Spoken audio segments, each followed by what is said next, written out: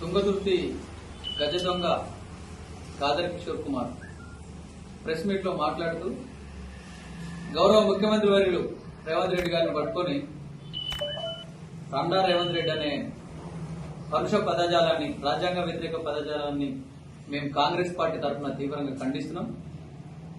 భవిష్యత్తులో ఇలాంటి మాటలు మాట్లాడితే ఇదే తుంగతుర్తి నడిబొడ్డున లేదా తెలంగాణ రాష్ట్రంలో ఎప్పుడన్నా ఇట్లా మళ్ళీ మాట్లాడితే బట్టలు మీకు బద్దలు వదిలిందామని చెప్పి వార్నింగ్ ఇస్తున్నాం.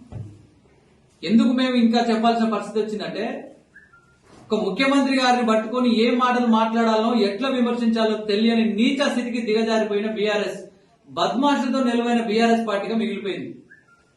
మొన్న ఒక అవలగాడు వచ్చేసి చెప్పు చూపిస్తాడు, ఇవాళ ఒక ఇసుకసురుడు, బకసురుడు, ఈ దొంగ హ్యూమనైజర్స్ అంటే గాదర్ కిషోర్ కుమార్ అంటున్న వల్ల మా తుంగతుర్తి నియోజకవర్గంలో 10 ఏళ్లలో ఒక 400 మంది మహిళల మీద అత్యాచారాలు జరిగినాయి. వాని వల్లనే వాడే చేసిండు.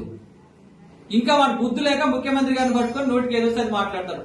జ్ఞానం లేని మనుషులను నిండా నింపుకున్న కిషోర్ కుమార్ జ్ఞానం ఉండాలి. బయట 52,000 ఓట్లతో ఓడగొట్టి నీకు తుంగతుర్తి ప్రజలు ప్రజాప్రతినిధిగా పనికిరావని చెప్పి నేను తండ్రి తరమేసి ఎక్కువ వెళ్ళిపోయినావు. ఒక ముఖ్యమంత్రి గారిని గౌరవించే విధానం తెలియకపోయా. కేసీఆర్ గారికి మానవ ఉన్న మనిషి అయితే, ఇజ్జత్ ఉన్న మనిషి అయితే, కేటీఆర్ గారికి కనీసం మానవత్వం ఉన్న మంచి లక్షణాలు ఉంటే ఫస్ట్ వీళ్ళని మీరు సస్పెండ్ చేయాలి.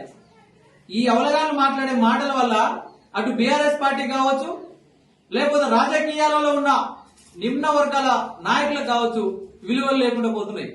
మీరు విమర్శించండి, మీ విమర్శను మేము స్వాగతిస్తాం. అది రాజ్యాంగ పరిభాషలో ఉండాలి. ప్రభుత్వం తప్పు చేసి సూచించండి, మేము సరి చేసుకుంటాం. అది ప్రజలకు అర్థమయ్యే విధంగా ఉండాలి. అరే తిడితే మేము గుర్తొస్తాము, తిడితే మేము కనిపిస్తామని తిట్టడం మాట్లేదు, నాకు అర్థం కాదు. గాదర్ కిషోర్ కుమార్ ఆనిపుత్తం అనుకుంటుండు. బుద్ధి సిగ్గు లజ్జలేని మనిషి అయితే నువ్వు ఏడో ఆడ నుంచి కనిపిస్తాడు అత్యాచారం చేసే దుస్థితికి దిగజారిన లబ్బకోరు నువ్వు. ముఖ్యమంత్రి గారిని పట్టుకుని నోటికి ఏదో అది మాట్లాడుతుంటివి. అక్రమిస్త దందాలు అయిపోయాయి, దొంగ నోట్ల కేసులుండే, గంజాయి కేసులుండే, మళ్ళా నువ్వు నీతులు చెప్పబడితివి. దయచేసి కేసీఆర్ గారికి, అంటే రేపు కేసీఆర్ గారు నల్లగొండ ఒక మీటింగ్ పెడుతుండు, ఇచ్చేది మానవ ఉండాలి. మా ముఖ్యమంత్రి, మాజీ ముఖ్యమంత్రి గారికి 10 ఏళ్ళు నేను గవర్నమెంట్ గెలిపించి ముఖ్యమంత్రి చేసిన తెలంగాణ ప్రజలు కనీసం ధన్యవాదాలు చెప్పలేదు. రేపు వచ్చి నల్లగొండ ఏదో చేస్తారట. ఇలాంటి లంగా లప్కోర్లను దాచుకోకు, నీ దగ్గర పెట్టుకోకు. నీ దగ్గర ఉన్న చెంచాలకు, కుక్కలకు మంచి శిక్షణ అయ్యి, ఈ తీట పంచాలు పెట్టి తీట మీటింగులతోటి మేము ఏదో చేస్తాం మళ్ళీ ఏదో అవుతామంటే తెలంగాణ ప్రజలు ఇప్పుడే బట్టలు ఉడికి తన్నెరు. మళ్ళీ పార్లమెంట్ ఎలక్షన్లకు వచ్చేసరికి ఉన్న లాగులు ఉడికి తెలంగాణ బార్డర్ తరిమేస్తారని చెప్పి బీఆర్ఎస్ నాయకులను హెచ్చరిస్తున్నా. మా ప్రజాపాలన విషయంలో పాలనలో లోపాలుంటే సూచించండి, సరి చేసుకుంటాం. ముఖ్యమంత్రి గారి జోలికి వస్తే ఏ ఒక్క మాజీ ప్రజాప్రతినిధి అయినా కూడా బద్దలు భాషంగాలు చేస్తాం. ఈ మాట వాడొద్దని చెప్పి సభ్య సమాజం చెప్పినా కూడా మాకు ఇప్పుడు ఆ మాటలన్నా చెప్పే పరిస్థితి తప్పితే ఇక మాకు వేరే దొరకట్లేదు. అంటే మమ్మల్ని కూడా బూతులు మాట్లాడేంత నీచ స్థాయికి దిగజార్చే దుస్థితిలో ఉన్నారు ఈ బీఆర్ఎస్ బద్మాష్ గారు. దయచేసి బీఆర్ఎస్ లో మీరు 10 సంవత్సరాలు ప్రజాప్రతినిధులు పాలన చేసిరు.